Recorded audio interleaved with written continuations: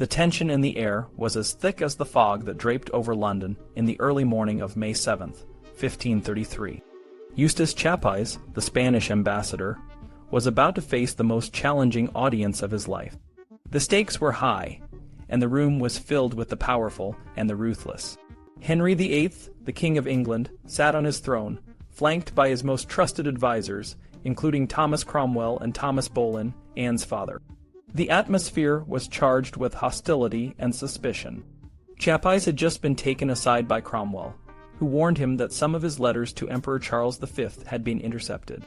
One of these letters detailed the emperor's plans to challenge Thomas Cranmer's appointment as Archbishop of Canterbury.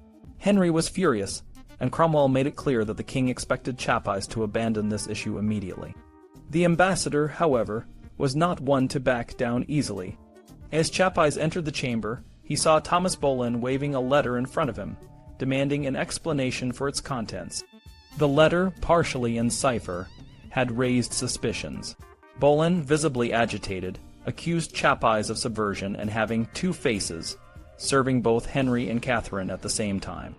The ambassador remained calm, summarizing the letter's contents and defending himself with poise and eloquence.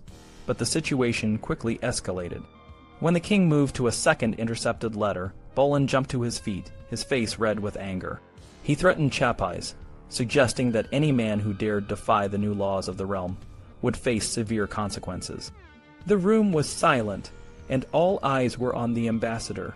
Chapuys, realizing the gravity of the situation, asked the council if he should defend himself in Latin or French. Latin was chosen, and he began to speak. He reminded the council of the emperor's love and respect for Henry, but also of his unwavering support for Catherine and Princess Mary. He then turned the tables by exposing the corrupt practices used to obtain votes in favor of the divorce. He accused Cranmer of being a biased judge, and warned that the divorce could not be decided in England. The room was tense, and the king's face was a mix of anger and frustration. Chapuys ended his speech with a powerful reminder of the Wars of the Roses, implying that the council's actions were leading the country back to civil conflict. There was no reply, and Chapuys was dismissed to await Henry's comments. Later that day, Norfolk and several councillors invited Chapuys to dine with them. The ambassador, now distrustful, declined. He felt it would give the wrong impression, as if he and Charles were accepting Henry's new marriage. However, he did visit the group after they finished dining, hoping to clarify matters. The conversation quickly turned heated, with the councillors mocking Chapuys and his devotion to Charles. Despite the insults, Chapuys remained composed, knowing that the details of the conversation would only cause more trouble. In a letter to Charles, Chapuys explained his tenacity in supporting Catherine and his strategy to prevent her mistreatment. He had stood firm against Henry and Boleyn, and he believed his actions had ensured a better outcome for the Queen. He also reported on his interactions with Thomas Cromwell, who had become a key figure in Henry's court. Cromwell, despite their political differences, had shown a surprising honesty and openness, admitting that Henry's infatuation with Anne was the only reason for the divorce. The next morning, Chapuys was reading Charles's letters when Cromwell unexpectedly visited. The ambassador, still wary from the previous day's events, tried to provoke Cromwell by suggesting that King Francis and Charles were growing closer. Cromwell, clearly unsettled, promised to do everything in his power to prevent any further offenses against Charles. The meeting ended with Cromwell leaving in a huff, and Chapuys feeling a sense of satisfaction. Despite his outward calm, Chapuys was under constant pressure. People from court visited him daily, complaining about the king's actions and the state of the realm. Chapuys was no longer gloating about Henry's unpopularity. Instead, he was deeply concerned. He wrote to Charles, "Every day I am visited by people of quality, who break my head with speeches and writings, giving me to understand that King Richard, the last of his name, was never so much hated by his subjects as this present king is." Meanwhile, the divorce proceedings were moving forward. On May 23rd, Thomas Cranmer, now Archbishop of Canterbury, declared Henry divorced from Catherine. The hearing was held in secret at Dunstable Priory, far from the prying eyes of the public. Chapuys reported that Henry was anxious to avoid any public unrest, but he also noted that a riot might have suited the ambassador's more radical goal. The spring of 1533 brought the arrival of Jean d'Intville, the French ambassador, and his friend George de Selve, Bishop of Lavore. Their mission was to untangle the complex web of foreign relations and ensure the legitimacy of Anne's marriage to Henry. Despite their reformist leanings, both men were deeply apprehensive about the situation in England. Through Dinterville's correspondence, it became clear that the tensions were not just between England and Spain, but were also affecting France's interests. As May and June approached, the focus shifted to Anne's coronation. However, Anne's uncle, the Duke of Norfolk, and her brother George were not present to witness her moment of glory.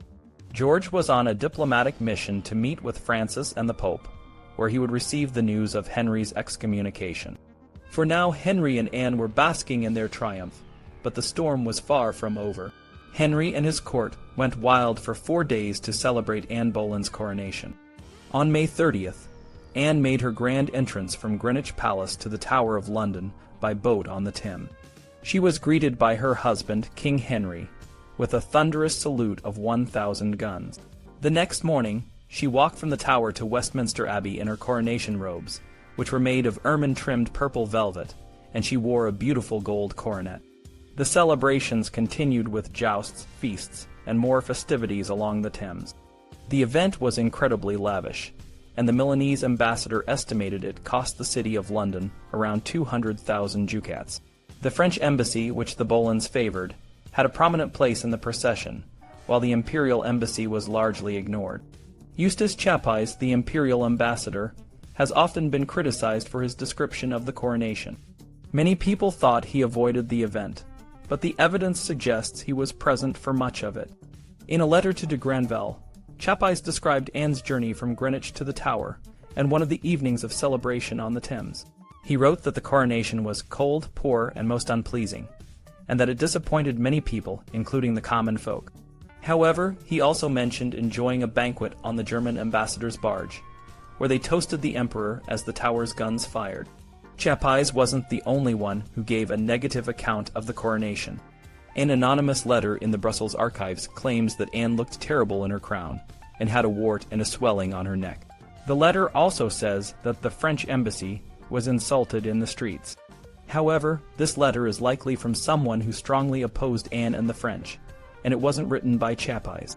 Despite the conflicting views, the coronation was Anne's greatest triumph. She was now queen, and the pressure was on for her to deliver a son and secure her position. Katherine of Aragon, Henry's first wife, was devastated by the news of the coronation. She refused to be called anything other than queen. Chapuys explained to Charles V, the Holy Roman Emperor, that Catherine's insistence on the title wasn't out of vanity, but because she believed deeply in her claim.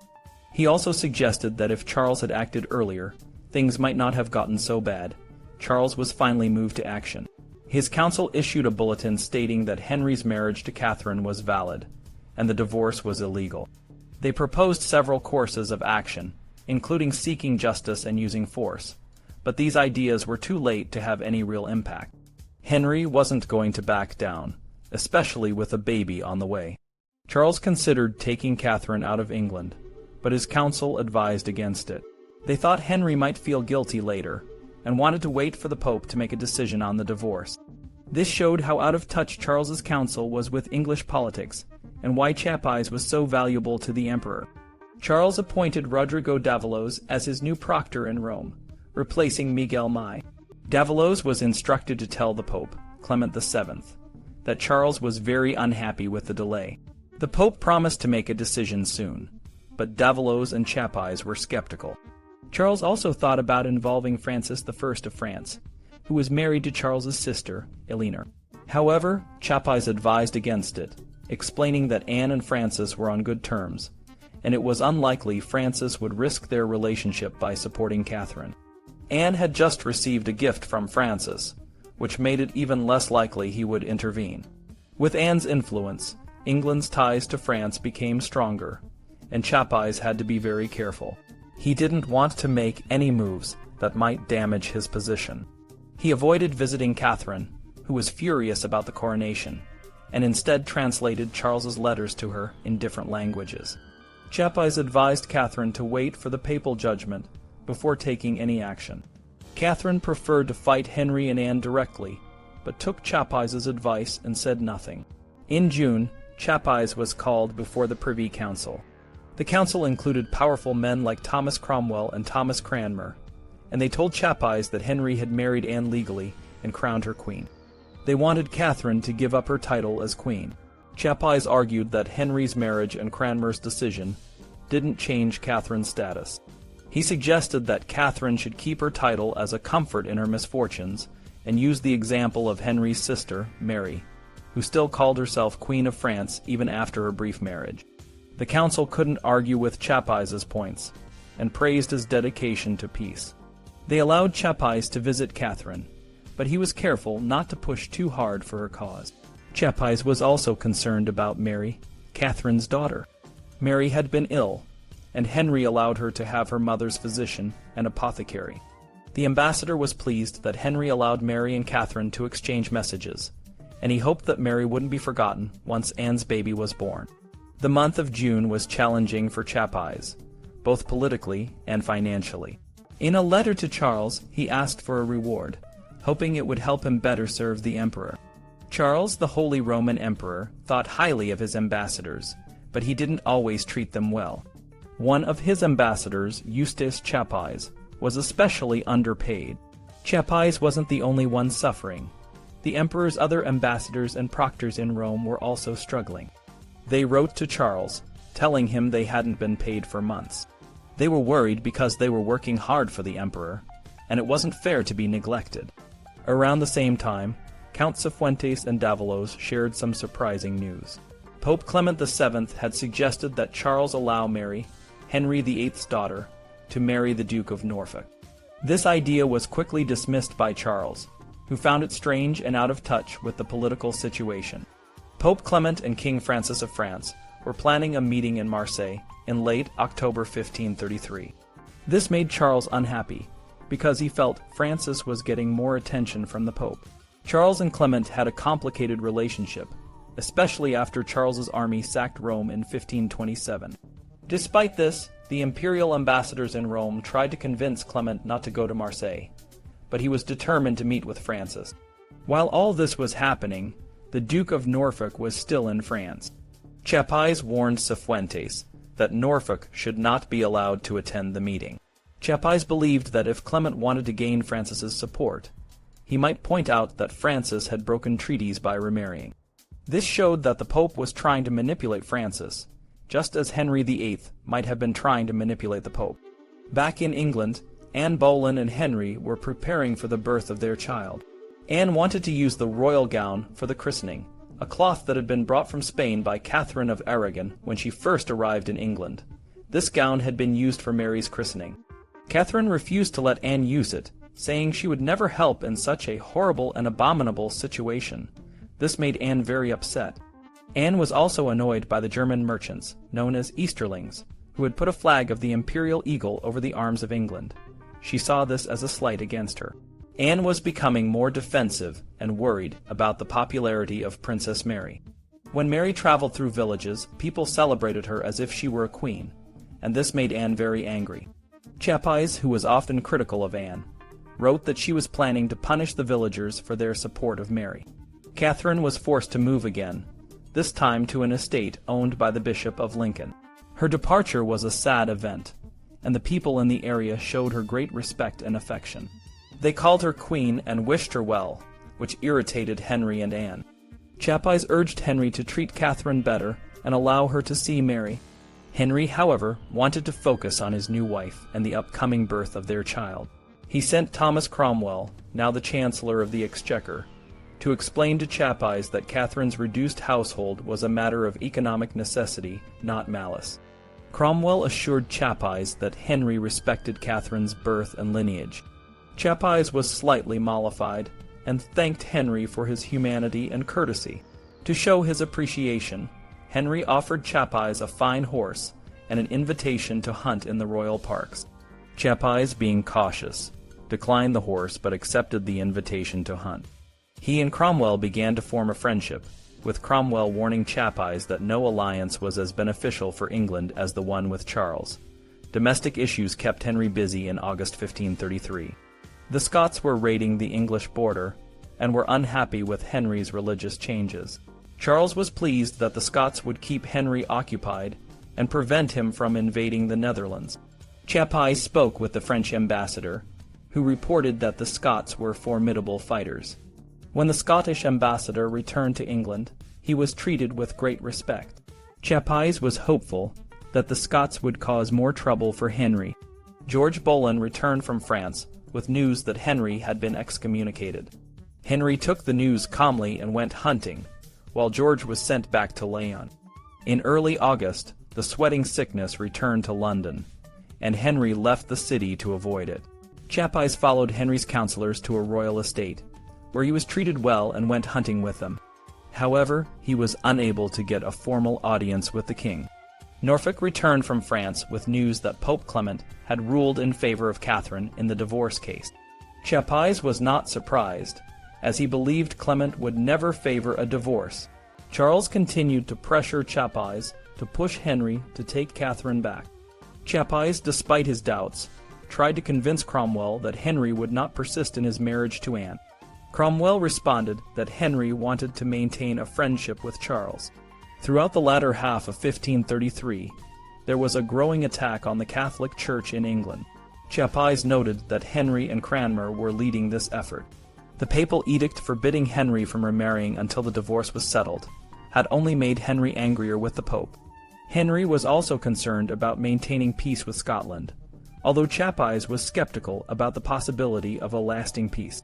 Anne and Henry were eagerly waiting for the birth of their child. They believed it would be a boy and were preparing festivities. However, tensions were rising between them. Anne had become jealous and had argued with Henry, who told her she must endure as others had before her. Despite the pressure, they were focused on the upcoming birth and the hope for a male heir.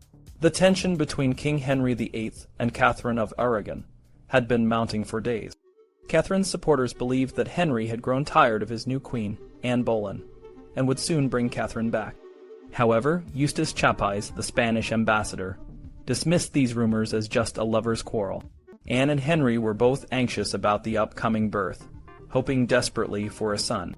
In late August, just before Anne was due, a rumor spread that Henry was losing interest in Anne. The ambassador heard that Henry regretted the marriage, which had led to England breaking ties with the Pope and the Holy Roman Empire. Chapuys, who closely watched Henry and his council, thought the rumor was unlikely. He believed Henry was still confident in his decision, especially after his council convinced him that he was the one wronged by the Pope. This strengthened Henry's belief that he had been betrayed. Chapuys noted that a letter from the Duke of Norfolk, who was still in France, telling Henry he was right, had lifted the king's spirits. Not long after, Henry began to rearrange Catherine's household, offering her a generous allowance of 30,000 crowns a year. However, Catherine was not satisfied. She wrote to Chapuys that she would rather die or beg than accept the terms. Chapuys thought Catherine should accept the terms to avoid further conflict and to please the Emperor Charles V, her nephew. On September 7th, Anne went into labor and gave birth to a girl. After years of waiting and sacrifices, it was a huge disappointment. Chapuys, who was relieved, reported that Anne was upset and Henry was angry. The doctors and astrologers who had predicted a boy were embarrassed. The news of a daughter did not secure Anne's position as queen, and the planned celebrations for a prince were cancelled. Chapuys believed that Henry's disappointment was genuine. He thought God had abandoned Henry, punishing him for his actions.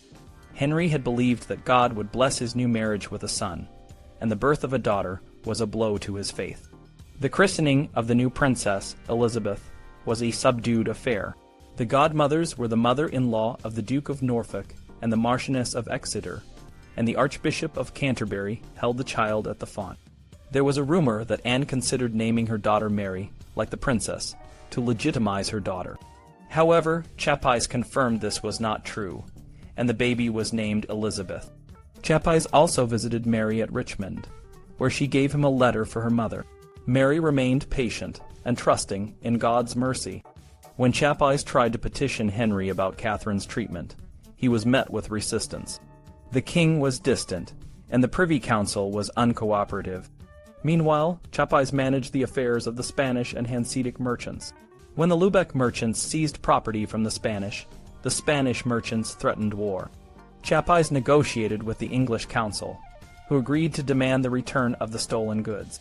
The matter was resolved, but it took longer than necessary, leaving Chapuys frustrated.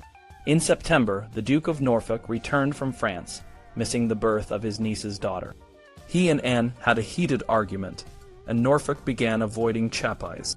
When they did speak, Norfolk criticized Charles and praised the French. Chapuys, unimpressed, pointed out that Charles's kingdoms were well governed.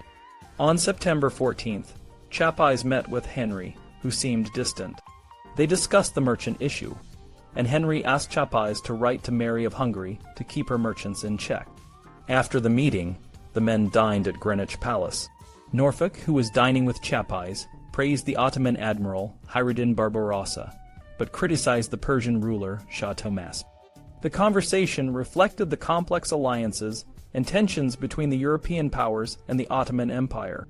Despite the tension, the dinner was a lively affair, filled with discussions of politics and international affairs. The court was a whirlwind of whispers and schemes, and Chapuys found himself at the center of it all. After a heated exchange with Norfolk, the young courtier who had praised Charles's alliance with the Persians, Chapuys remained calm. He even offered to make a wager with Norfolk, but his conscience held him back. The table was buzzing with the boisterous Duke of Suffolk, who loudly criticized Cromwell's foreign policy, declaring that the emperor had done more for Christendom than England and France. Cromwell, ever the stoic, said nothing, and Chapuys, knowing when to hold his tongue, moved on. After dinner, Chapuys tried to mend fences with Norfolk, but the older man was not interested. Norfolk called his nephew George, who brought Cromwell into the conversation. Chapuys, tired of the games, spoke frankly about the new Princess of Wales. He was concerned that the proclamation might harm Mary's rights, but Norfolk and Cromwell were speechless. They promised to speak with Henry, and Chapuys, wiser now, decided not to push the issue further. Chapuys's sources at court, like Gertrude Courtenay, kept him well informed. Courtenay, a close ally of Queen Catherine, provided valuable insights into the Privy Council's meetings. She told Chapuys about the Bishop of Winchester's mission to France, and the discussions about Catherine and Mary's households. Chapuys's network of spies and friends was a powerful tool, and he used it to stay ahead of the game. The power players at court, like Norfolk, Suffolk, and Cromwell, were always in the spotlight. Norfolk's visit to France, for example, was not as successful as he claimed. The French king and his son, the Dauphin, treated Norfolk poorly, and the Dauphin even reprimanded him for calling Sforza the Duke of Milan. Chapuys, keen to report every detail, noted the tension between Henry and Charles. The emperor's relationship with Henry was at a breaking point, and Chapuys was already planning a potential rebellion using Catholic nobles. He even suggested Reginald Pole, Henry's cousin, as a threat to the throne and a possible husband for Mary. Chapuys's letters to Charles were filled with contradictions. He wanted to secure the best possible settlement for Catherine and Mary, but he also suggested a war to force Henry's hand. Charles, however, offered little support, and Chapuys felt stuck. He hoped the Scots would cause trouble, but a peace treaty between Scotland and England dashed those hopes. Chapuys, ever the diplomat, hosted the French ambassador in Scotland, Philippe Beaubois, who was distressed by his exclusion from the peace talks. Chapuys, with his impressive household, welcomed Beaubois and listened to his concerns. But just as Chapuys was planning his next move, disaster struck. A fire destroyed his fine lodging by the Tower, and he lost everything. His gold plate, clothes, and cherished furniture were all gone. The ambassador, devastated, was left with nothing. The German and Spanish merchants, his friends, came to his aid, providing him with new lodgings and silver plate. Cromwell, his neighbor, also offered help, but Chapuys preferred not to owe him a favor. He found a new home near St. Dunstan's in Stepney, a bustling and prosperous area. Despite his claims of poverty, Chapuys quickly began to rebuild his household and entertain guests once more. Henry, meanwhile, was waiting for news from the French ambassador about a meeting between the Pope and Francis I in Marseille. Henry had tried to prevent the meeting but failed. He then asked Francis to intercede with the Pope to lift the excommunication. Chapuys's account of Henry's reaction to the letter from Marseille captures the king's frustration and determination. The court was a place of constant intrigue, and Chapuys, with his sharp wit and strategic mind, was always ready for the next challenge.